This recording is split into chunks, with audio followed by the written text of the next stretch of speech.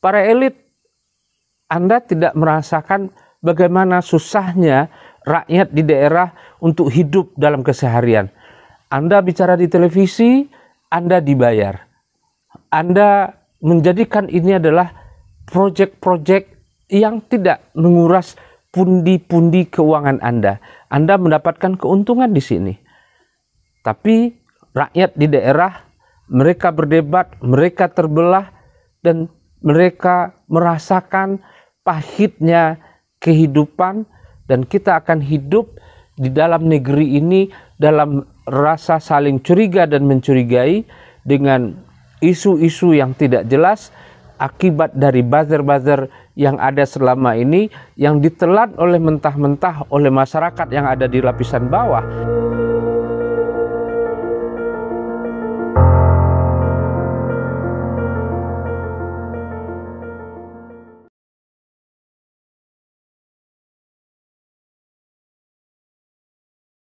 Assalamualaikum warahmatullahi wabarakatuh. Alhamdulillahirrabbilalamin. Wassalatu wassalamu ala asrafil anbiya wal mursalin wa ala alihi wa ashabihi rasulillahi ajma'in. Sahabat Palanta Mudo yang dirahmati oleh Allah, mudah-mudahan Anda semua berada dalam keadaan sehat walafiat, tidak kurang sesuatu apapun. Puji syukur kehadirat Allah Subhanahu wa taala, salawat dan salam buat junjungan Nabi besar Muhammad sallallahu alaihi wasallam. Sahabat Palanta, dulu sekitar tanggal 14 atau 15 Maret 2021 yang lalu, Profesor Dr. Amin Rais di dalam channel YouTube-nya Amin Rais Official itu menggelontorkan sebuah isu di mana ada sebuah gerakan yang mencoba mendorong Presiden Jokowi untuk maju sebagai presiden untuk yang ketiga kalinya. Di dalam channel YouTube-nya itu, Pak Amin Rais menjelaskan tentang banyak hal yang tentu saja awalnya apa yang disampaikan oleh Pak Amin Rais ini tidak menjadi sesuatu yang diseriuskan oleh banyak orang, karena memang sosok Pak Amin Rais adalah sosok yang kontroversial, yang selalu berada di seberang pemerintahan sejak dari Presiden Soeharto sampai kepada Presiden Jokowi. Dan terkesan framing yang dibangun adalah Pak Amin Rais menjadi tokoh yang membuat gaduh. Banyak langkah-langkah politiknya yang bagi rezim yang berkuasa itu mengganggu kenyamanan. Dan berseliweran ketika itu bantahan dari pihak rezim yang berkuasa, dari pemerintah, termasuk juga Presiden Jokowi sudah menegaskan bahwa beliau tidak menginginkan untuk maju 3 periode. Artinya kegaduhan itu beliau minta untuk dihentikan karena harus fokus dalam menyelesaikan masalah yang dihadapi oleh negeri ini yang terjebak dengan sebuah resesi yang diakibatkan oleh pandemik COVID-19. Namun cerita tentang presiden untuk 3 periode ini kembali menghangat dari yang dilakukan oleh Muhammad Qodari, sebuah pimpinan lembaga survei di Jakarta, yang menggulirkan kembali sehingga cerita ini menjadi hangat. Awalnya bagi kita di Palanta menganggap persoalan ini tidak serius. Tapi ketika kita membaca di Tempo yang diterbitkan beritanya di Tempo jam 19.45 hari Senin jam 19.45 WIB, ternyata langkah-langkah ini akan dilakukan secara taktis, di mana Tempo menyebutkan bahwa Komite Referendum Jokowi 3 periode akan dideklarasikan di Kupang. Dan kita bacakan isinya adalah Tempo Kupang, Komite Referendum Jokowi 3 periode yang digagas sejumlah tokoh masyarakat Nusa Tenggara Timur dideklarasikan di Kupang Senin 21 Juni 2021. Komite akan bekerja menjaring aspirasi masyarakat NTT melalui jejak pendapat yang bebas, terbuka, dan jujur terkait masa jabatan Presiden Jokowi selama 3 periode. Hasil jejak pendapat akan dikumpulkan hingga akhir Juli 2021 dan akan diumumkan setelah itu Agustus 2021, akan diserahkan ke lembaga negara paling lama 5 Agustus 2021, kata Ketua Komite Referendum Jokowi 3 periode Pius Rangka saat deklarasi. Menurut Pius, pihaknya membentuk komite ini dari tingkat provinsi hingga desa-desa, sehingga memudahkan untuk melakukan jejak pendapat referendum masa jabatan Jokowi. Pembentukan komite dimulai dari tingkat provinsi hingga tingkat desa dan kampung-kampung, ujarnya.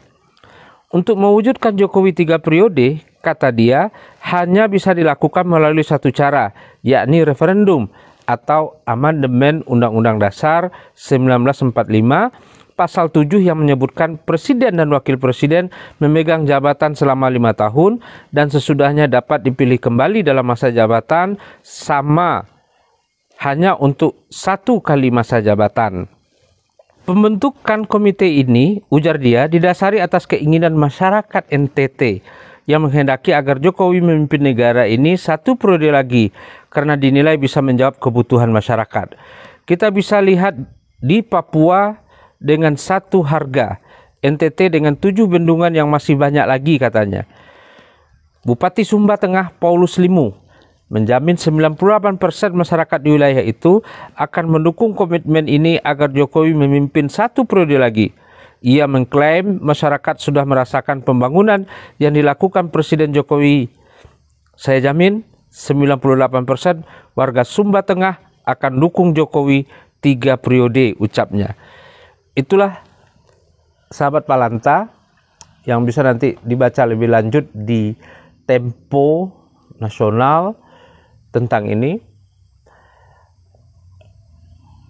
Apa persoalannya tentang jabatan 3 periode? Barangkali tidak ada masalah untuk jabatan 3 periode ini kalau itu adalah merupakan kehendak mayoritas anak negeri ini. Namun tentu saja hal ini akan menguras energi anak bangsa, di mana kita punya persoalan-persoalan yang sangat berat yang dihadapi hari ini. Di daerah misalnya angka kemiskinan yang semakin tinggi, kemudian dana APBD yang dialihkan untuk COVID dan pengelambatan ekonomi, hari ini dibikin gaduh lagi dengan diskursus yang menyebabkan terkurasnya emosi, terkurasnya energi, yang menyebabkan perdebatan-perdebatan yang berkepanjangan. Tentu kalau hari ini dimulai dari NTT, kita bisa membayangkan bahwa gerakan ini akan terjadi, kemungkinan menurut pendapat kita akan bergulir lagi di daerah-daerah lain, dan kemudian kita sebetulnya tidak mengenal di dalam sistem ketatanegaraan kita tentang referendum. Tetapi ini referendum adalah salah satu cara untuk menjadi alat pressure terhadap wakil rakyat, anggota MPR RI, anggota DPRD RI, anggota DPR dan anggota DPD RI yang menjadi anggota MPR RI. Dan referendum yang diluncurkan itu mengisyaratkan sepertinya akan menghilangkan tingkat kepercayaan masyarakat kepada lembaga tinggi negara ini. Artinya masyarakat tidak percaya terhadap wakil-wakil rakyat yang dikirim ke Senayan itu dan memerlukan langkah-langkah seperti referendum untuk menekan ini. Tentu saja ide ini tidak sesuatu yang salah. Keinginan untuk mendorong Presiden Jokowi untuk 3 periode tidak ada persoalan. Yang menjadi persoalan adalah kenapa hal ini harus digulirkan sekarang dan kemudian agenda apa yang terselubung di balik ini. Dan tentu saja ini akan menjadi sebuah perdebatan-perdebatan hangat mulai dari pusat sampai ke daerah yang akhirnya menyebabkan kembali terbelahnya masyarakat akibat Pilpres 2019 dan 2014 yang lalu. Dalam sejarah Republik ini kita tidak pernah terbelah seperti ini karena ada dua kubu yang disebut dengan cebong, yang satu lagi disebut dengan kampret.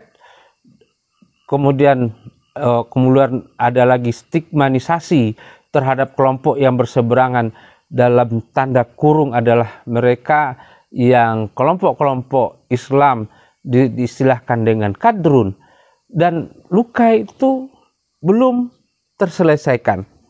Rekonsiliasi belum sepenuhnya berjalan sesuai dengan apa yang dicita-citakan oleh negeri ini dengan nilai-nilai yang ada di negeri ini. Tetapi ini akan kembali membuat arus terbelahnya kita sebagai anak bangsa yang menyebabkan kita menjadi lemah. Dan tentu saja kita berharap bahwa kepada seluruh elit-elit yang ada di Jakarta, yang ada di Jakarta, pikirkanlah rakyat di daerah ini yang masih berkutat dengan kehidupannya untuk keluar dari permasalahan yang ada. Jangan dibebani lagi rakyat yang sedang mengalami kondisi susah hari ini dengan menggulirkan isu-isu yang menyebabkan energi terkuras. Para elit, Anda tidak merasakan bagaimana susahnya rakyat di daerah untuk hidup dalam keseharian. Anda bicara di televisi, Anda dibayar. Anda menjadikan ini adalah proyek-proyek yang tidak menguras pundi-pundi keuangan Anda. Anda mendapatkan keuntungan di sini. Tapi rakyat di daerah, mereka berdebat, mereka terbelah, dan mereka merasakan pahitnya kehidupan, dan kita akan hidup di dalam negeri ini dalam rasa saling curiga dan mencurigai dengan isu-isu yang tidak jelas akibat dari buzzer-buzzer yang ada selama ini, yang ditelan oleh mentah-mentah oleh masyarakat yang ada di lapisan bawah, di mana kalangan grassroots belum memahami dan kita belum siap dalam berdemokrasi seliberal ini yang akhirnya akan dibayar mahal oleh anak negeri ini. Mudah-mudahan pengguliran isu-isu panas, isu-isu yang menguras energi ini bisa dihentikan. Jangan hanya dipikirkan soal kepentingan kekuasaan semata, tapi betul-betul pikirkanlah rakyat yang ada di daerah, yang ada di pelosok, yang berkutat bertarung dalam hidupnya keseharian. Demikian dari kita Pelanta, dan mungkin perlu kita simak potongan video dari Pak Amin Rais yang menyampaikan kepada kita jauh hari sebelum itu bahwa ada skenario yang sedang dirancang dan akhirnya hari ini menunjukkan bukti-bukti bahwa gerakan itu berjalan secara sistematis. Mari kita simak dan kami sudahi dengan billahi fisabilil haq fattaqullaha mastata'tum. Assalamualaikum warahmatullahi wabarakatuh. Saudara sekalian, yang paling berbahaya adalah bahwa ada usaha yang betul-betul luar biasa senario dan backup politik serta keuangannya itu supaya nanti presiden kita Pak Jokowi itu bisa mencengkeram semua lembaga tinggi negara, terutama DPR, MPR dan DPD, tapi juga lembaga tinggi negara yang lain ya. Kemudian bahkan bisa melibatkan TNI dan Polri untuk diajak main politik sesuai dengan selera rezim. Dan saudara sekalian, tentu hal ini sangat berbahaya. Jadi sekarang sudah ada semacam publik opini ya yang mula-mula samar-samar, tapi sekarang makin jelas ke arah mana rezim Jokowi ini untuk melihat masa depannya. Jadi mereka akan mengambil langkah pertama, meminta sidang istimewa MPR, ya mungkin 1-2 pasal yang katanya perlu diperbaiki, yang mana saya juga tidak tahu. Tapi kemudian nanti akan ditawarkan pasal baru yang kemudian memberikan hak bahwa presiden itu bisa dipilih 3 kali. Nah kalau ini betul-betul keinginan mereka, maka saya kira kita sudah segera bisa mengatakan ya innalillahi wa inna ilaihi raji'un.